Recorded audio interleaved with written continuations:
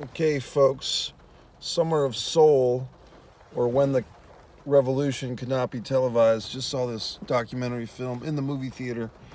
I believe it's also available on some type of streaming app, either right now or soon. Why am I talking to this light like it's a microphone? I'm not sure. The point is, I just want to be heard here, which is kind of a theme of this documentary. People just want to be heard. 1969, as the documentary does a nice job of summarizing, people, especially black people, were not feeling great about the country, this country, our country, the United States of America. For those that are watching this video internationally, you had Martin Luther King Jr., both Kennedy brothers, who, you know, were trying to help, Malcolm X, all assassinated really in a quick time, 5 years or so. People are getting excited by this video. But basically, there was a lot of turmoil, and apparently the city decided that this this music festival would be a way to give people something to do, safe, friendly, and free, to take people's minds off things, to prevent a summer of riots. That's what the film says. And interesting premise. Now, I feel bad because in all this confusion of the rain and everything, after I just saw this movie, I'm drawing a blank on the actual promoter's name. You had at this concert Mahalia Jackson. Sorry if I'm saying her first name wrong. Mahalia Jackson. I think I got it right that time. Stevie Wonder, a 19-year-old Stevie Wonder. Sly and the Family Stone. A guy who's saying My Girl. David Ruffin, I believe his name is. Sorry if I'm getting some of these names wrong. The Fifth Dimension. Really interesting, like, mini doc of the Fifth Dimension, doc within the doc, so to speak.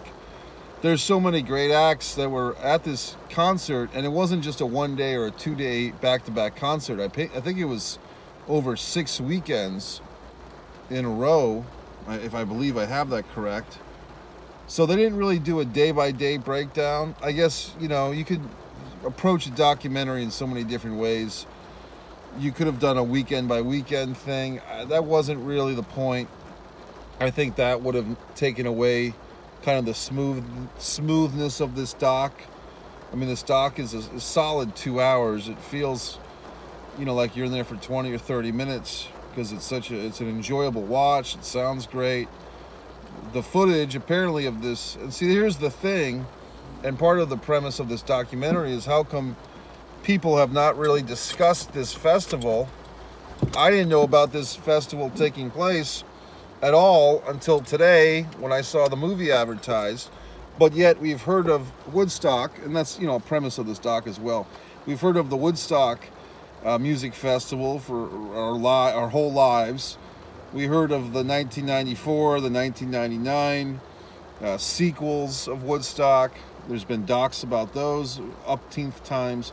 But yet this Harlem Music Festival, Harlem Music Celebration, got buried in time. And why is that? Well, racism, that's why.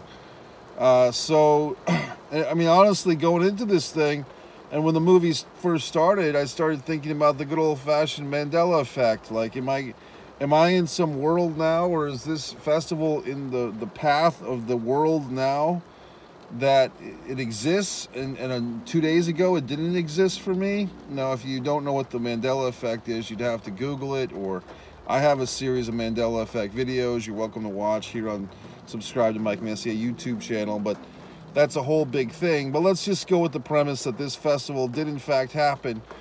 Why has it not been analyzed, explored? Apparently, according to this doc at least, there was no mention of violence or any type of bad things to come from this thing. It was all positive, all good.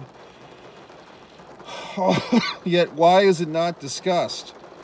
And I think we already answered that, didn't we? The racism. So, I like this movie. In fact, I really enjoyed it. Questlove is the handle, the name of the director. He goes by Questlove. He does have another name. Sorry I forgot. I started to watch the old Jane Polly this morning, Sunday this morning or whatever, had a segment about this doc, which I started to watch on YouTube today before I came to the theater. But I cut myself off because I did not want the the Jane Polly report to interrupt or like to influence my enjoyment of the documentary. Just as an aside real quick, it's kind of slim pickings for me at the movies these days, folks, because either I've seen all the movies that are out, or there's a bunch of sequels going on, of which I haven't seen the original. Like, I've never seen the original Purge, and I think this is the 4th Purge movie, at least, that's in the theater. I haven't seen the first 3 or 4, whatever it's been. So now, am I supposed to go and see this Purge movie, having not seen the other ones? One of the Purge films was filmed in Rhode Island. I was not asked to be involved. So, I mean, I have no moral compass about these movies. I know the general idea. There's another, Meet the Blacks 2, the House Next Door, Meet the Blacks 2 has been playing for a week or so. I never saw the first one, and I think the first one was like 10 years ago, so I don't know what's going on with that. Point is, there's some kids movies, some cartoons. The Cruella is already playing. I think I already reviewed Cruella. But anyway, I like this documentary. I thought it was good. The music's great, of course. Interesting, or maybe I thought it was interesting. No Jimi Hendrix in this doc.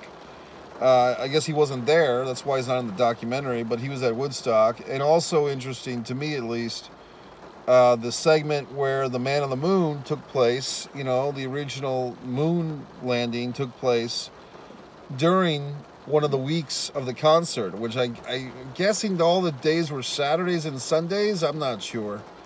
Not to say that the doc didn't say, but I can't remember every little detail, okay? Some highlights else, but it was interesting to see the people kind of thinking the way that I would think, which is, you know, they asked the people at the concert, well, what do you think, you know, the man landing on the moon today, what do you think? And people are like, well, that's nice to know, but it's more important for me to be at this concert. And how is the man landing on the moon going to help the black man in America? And of course, there's no answer for that. So you wonder about the whole space shuttles and NASA and stuff. Why is it so important that we got to space in the first place? Just to beat the Russians? Just to say we put our flag in the fucking moon before they did? Was it just a dick waving contest? You know, who's going to go to the moon first? Was there some type of need to explore? What are we looking for? Are we looking for moon people? Are we looking for resources? Are we looking for a place to habitat in case we destroy our own planet? It's always been a question I've had. The billions and millions of dollars that go into the space program, no offense to the space program, but it's like, what good does that do the average person walking the earth? You know what I mean? And nobody really has a good answer for that. What else can I say about this documentary? I enjoyed it. There's someone getting in their car next to me, so that's why I'm a little restrained. What else did I like about the documentary? I like the fact that some of the folks are still alive, and either a few performers, like from the Fifth Dimension and a few other people, they're still with us. Nina Simone is someone whose music I don't know that much about, to be honest with you. I've heard her name, I've heard her voice. Am I an expert on Nina Simone? I'm sorry, I'm not. So it's kind of nice to see her in this concert kind of towards the end. So I kind of get it now. And the song To Be Young, Gifted, and Black just came up on my YouTube music from Beyonce. I didn't realize it was a Nina Simone cover. I mean, look, folks, I'm probably older than most of you watching me, or around the same age, and there's always things we can discover. You know what I mean? Like, you think you know it all and you don't. So there you go. So Nina Simone might be someone I look further into in all my inquiries. Although I have so much to do, to be honest with you. It's hard for me to do everything, and there's only so many hours in the day, and days in the week, and months in the year, and blah, blah, blah. What else? I don't know. I dug the doc. I mean, I think they said at the beginning there's 50 hours of footage that was unearthed in the basement.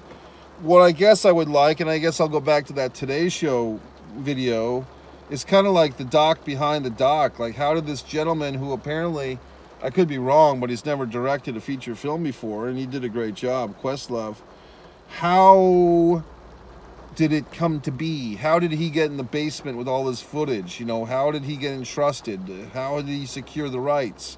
The music rights could have been a real nightmare for this thing. Like the performance, you know, because you got the music that's in the movie, but then you have different companies and Motowns and all these different folks, high baller players here who contributed music. So it's like, how did you get the rights to have the music in the movie? I guess you just did it, legal, you know, but it's a pain. I mean, as you might know, I was a copyright writer on the Lennox Lewis documentary.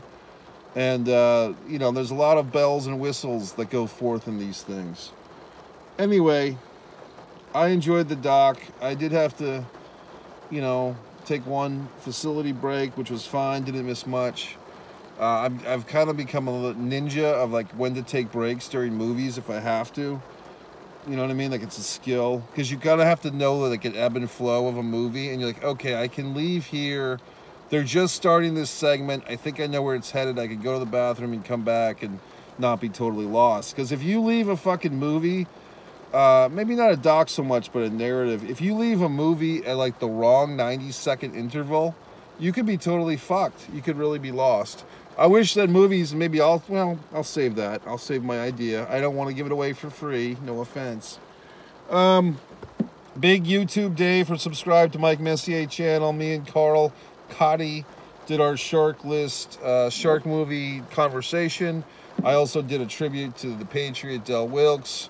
It wasn't my best work, to be honest with you. I'm just being honest, but I tried to honor the Patriot. I guess I just wasn't as heated. I guess I hate to say it, but all these wrestling people that are heroes of ours, I'm becoming numb to death because so many are dying at a young age. Anyway, I had a good day. It's raining. The 4th of July is coming, the weekend, and everyone's all excited.